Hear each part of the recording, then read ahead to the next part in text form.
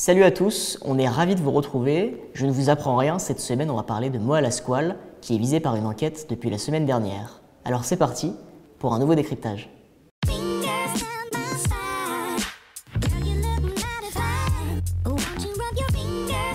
Pour ceux derrière cet écran qui ne le sauraient pas, Mohamed Belhamed dit Moa Lasquale, c'est lui. C'est un rappeur qui s'est fait connaître en 2017 sur Facebook. L'année d'après, il a rapidement lancé son premier album, Bendero, qui a été certifié disque de platine en 6 mois. Voilà, maintenant que tout est dit, on va pouvoir entrer dans le vif du sujet. Ces affaires qui sortent au moment où le rappeur venait d'annoncer la sortie de son deuxième album. Et moi, c'était juste qu'il était ultra irrespectueux. Un schlag, on va pas se mentir, c'est ce genre de schlag que tu croises dans la rue et qui te casse les couilles. Disons que même si moi ça a été, j'ai pas mal de gens que je connais qui ont vécu des trucs très graves vis-à-vis de lui. C'est un grand malade. C'est la seule chose que je dirais de cette personne. Et le but, c'est vraiment d'arrêter de streamer ce gars qui est beaucoup trop écouté à mon goût, c'est tout. Tout est parti du témoignage de Romy le 5 septembre dernier. Cette influenceuse sur Instagram expliquait dans sa story dont vous avez vu l'extrait qu'elle avait connu le rappeur Moa Lasquale il y a quelques temps. En fait, elle faisait partie des figurantes dans l'un de ses clips. Rapidement, l'influenceuse a partagé des retours de dizaines de personnes qui affirment que Moa Lasquale a été violent avec elle ou avec leurs amis. Parmi tous les messages, une femme explique avoir été agressée sexuellement par le rappeur à l'époque du collège. Lundi dernier, 3 femmes qui affirment avoir connu Moa Lasquale ont porté plainte dans un commissariat de la capitale.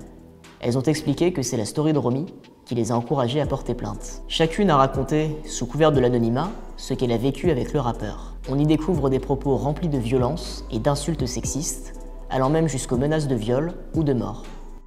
Il m'a dit « Si tu me quittes et que tu parles, je te ferai tirer une balle dans le genou.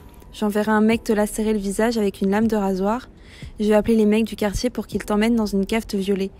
Et quand ils auront fini, je viendrai te graver Moa Lasquale dans le dos. » Voilà 3 femmes qui décrivent le danger qu'elles ont pu ressentir, parfois même enfermées contre leur volonté. L'une d'entre elles se souvient même s'être dit qu'il allait finir par l'étouffer un jour, faisant allusion à une agression de Moa Lasquale.